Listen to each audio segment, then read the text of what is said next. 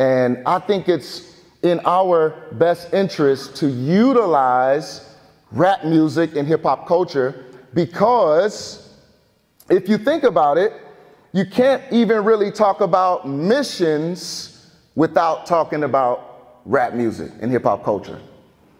Whatever country you're in, there's this identification with American rap music because of the brokenness and the suffering that's sort of boasted about in rap music. So people identify with that all over the world, as I'm sure you all know. And to sort of be able to take the Roman roads all throughout the world using the common language, like in the scriptures, right? The common Greek was the language that you can utilize throughout the entire Roman world. Rap music has sort of become that common language among the nations. So whenever I travel and go to different countries, I'm always looking for where the rappers at, because I just want to be in the mix. And while they're rapping about their suffering and their vantage point on life, I can come in and say, I understand that, I relate to that. But let me share with you some information about our Creator. Let me share with you some information about his good idea for the human experience and where it went wrong, and how he swoops in with good news to rescue and redeem us. And now, through the appreciation of the arts, so they recognize this dude really respects our language, because they own it as well. Hip hop is our language also, but he also respects this weighty and serious broken state that we find ourselves in. And then immediately we're having this conversation about God and creation and redemption. And I love it because for so many people that exist in that broken space, they found hip hop to be a portion of creation that made life worth living. If you talk to a lot of people that got into rap music, that's a lot of times the experience. It was, man, I didn't like my home life. There were things there that I was trying to escape. I didn't want to live anymore. I was depressed. But then I found rap music. And it's just a space in creation where they found light.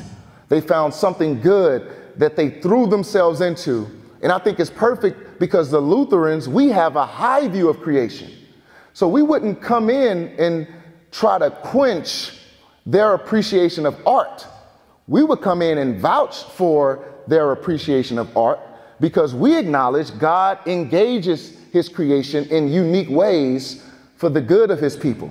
And we can meet them in that space and say, hey, let's link up and potentially make good art for the good of humanity. And that's one of my appeals here today is, I think it's helpful if we think about, with each local church, how can we formulate something that would allow the non-Christians in our community who are interested in creating content, interested in music, interested in podcasting or hip hop, any of these sort of things that youth culture values, how can we create a space for them where we can share our resources, where they can potentially make a song?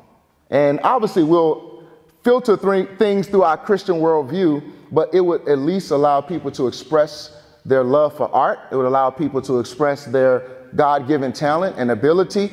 And then we can come alongside of them and help them understand these big ideas that they're wrestling with: brokenness, pain, hurt, family, God, judgment. All of these things we can talk about, and just to hear people utilize music in that way and the freedom and the life that it can, stir up on the inside of that person, I think we do well to meet them in that space.